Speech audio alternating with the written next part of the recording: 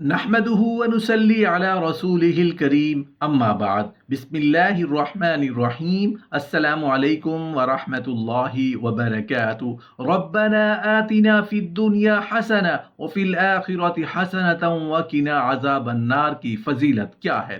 نبی کریم صلی اللہ علیہ وآلہ وسلم، صحابہ کرام اور علماء کرام ربنا آتنا فی الدنیا حسنہ وفی الآخرۃ حسنۃ وقنا عذاب النار کو بار بار پڑھنے کا کیوں کہتے ہیں؟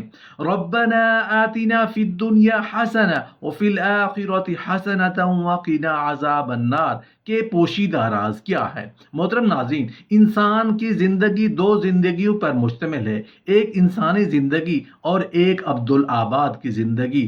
ربنا آتنا فی الدنیا حسنہ وفی الآخرۃ حسنۃ وقنا عذاب النار کی دعا دراصل ان دونوں زندگیوں کو خوبصورت، حسین اور پائیدار بنانے کی یقینی کوشش ہے۔ آپ صلی اللہ علیہ وآلہ وسلم ایسی دعاؤں کو پسند فرماتے تھے جن کے الفاظ ہر خیر اور بھلائی جامع ہو۔ ایسی دعاؤں میں ایک دعا ربنا آتنا فی الدنیا حسنہ وفی الآخرۃ حسنۃ وقنا عذاب النار ہے۔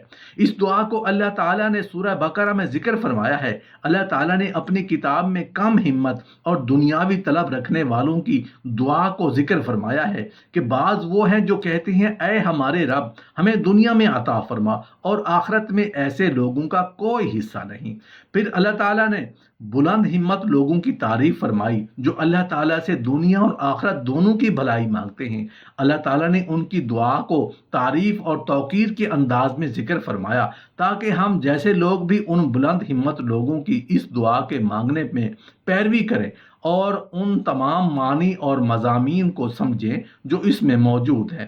چنانچہ ایسے لوگ سب سے پہلے اللہ کے بہترین نام ربنا سے دعا کو شروع کرتے ہیں، جس میں ایک طرف اللہ تعالیٰ کی ربوبیت عامہ اور ربوبیت خاصہ اور توحید جمع ہے، اور دوسری طرف اپنے احتیاج، مجبوری اور لاچاری جمع ہے۔ آگے اللہ نے ان کی دعا کے باقی الفاظ ذکر فرمائے کہ وہ کہتے ہیں کہ اے ہمارے رب ہمیں دنیا میں بھی بھلائی عطا فرما اور آخرت میں بھی بھلائی عطا فرما اور ہمیں آگ کے عذاب سے بچا۔ آتینا فی الدنیا حسنہ میں مختصر ترین الفاظ دنیا کی تمام بھلائیوں کو جمع کر دیا گیا ہے۔ گویا یہ دعا ہر اس خیر اور بھلائی شامل ہے جس کی بندہ تمنا کر سکتا ہے، کیونکہ فی الدنیا حسنہ میں ہر دنیاوی مقصد شامل ہے، خواہ وہ عافیت ہو، وسیع گھر ہو، اچھی اور خوبصورت بیوی ہو، آنکھوں کو ٹھنڈک کرنے والی اولاد ہو، عمدہ اور وسیع رزق ہو، نفع مند علم ہو، نیک عمل ہو یا کچھ بھی ہو۔ اور فی الآخرۃ حسنۃ وقنا عذاب النار، اس سے مراد بلا شبہ جنت ہے، کیونکہ جس کو جنت مل گئی اس کو تمام بھلائیاں مل گئی، اور جس کو جنت نہ ملی وہ ہر بھلائی سے محروم ہو گیا۔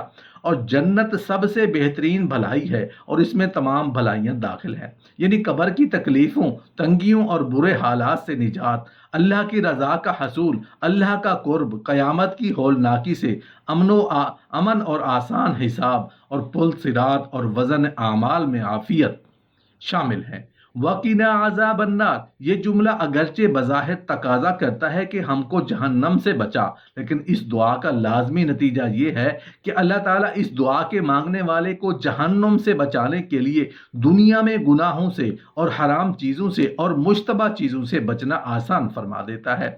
کیونکہ یہ مبارک دعا ربنا آتنا فی الدنیا حسنہ وفی الآخرۃ حسنۃ وقنا عذاب النار دنیا اور آخرت کی تمام بھلائیوں کی جامع ہے۔ اس لیے حضرت عائشہ رضی اللہ تعالیٰ عنہ فرماتی ہیں کہ نبی کریم صلی اللہ علیہ وسلم ان دعاؤں کو پسند فرماتے جو جامع ہیں اور ان دعاؤں کو چھوڑ دیتے جو جامع نہیں ہیں۔ جامع اس دعا کو کہتے ہیں جس میں الفاظ تو کم ہوں مگر وہ دنیاوی امور کے بہت زیادہ معنی اور مقصود پر حاوی ہوں، جیسے یہ دعا ربنا آتنا فی الدنیا حسنہ وفی الآخرۃ حسنۃ وقنا عذاب النار، اے ہمارے رب ہمیں دنیا میں بھی بھلائی عطا کر اور آخرت میں بھی بھلائی عطا کر اور ہمیں آگ کے عذاب سے بچا۔ حضرت عبداللہ بن صائب کہتے ہیں کہ میں نے سنا نبی کریم صلی اللہ علیہ وسلم دونوں رکن یعنی حجر اسود اور رکن یمانی کے درمیان یہ دعا پڑھتے تھے، ربنا آتنا فی الدنیا حسنہ وفی الآخرۃ حسنۃ وقنا عذاب النار۔ اے ہمارے رب، ہمیں دنیا میں بھی بھلائی عطا فرما اور آخرت میں بھی بھلائی دے اور ہمیں آگ کے عذاب سے محفوظ رکھ۔ حضرت ابو ہریرہ راوی ہیں کہ نبی کریم صلی اللہ علیہ وسلم نے فرمایا، وہاں یعنی رکن یمانی پر 70 فرشتے متعین ہیں، چنانچہ جو شخص وہاں یہ دعا پڑھتا ہے فرشتے اس پر آمین کہتے ہیں۔ دعا یہ ہے، ربنا آتنا فی الدنیا حسنہ وفی الآخرۃ حسنۃ وقنا عذاب النار۔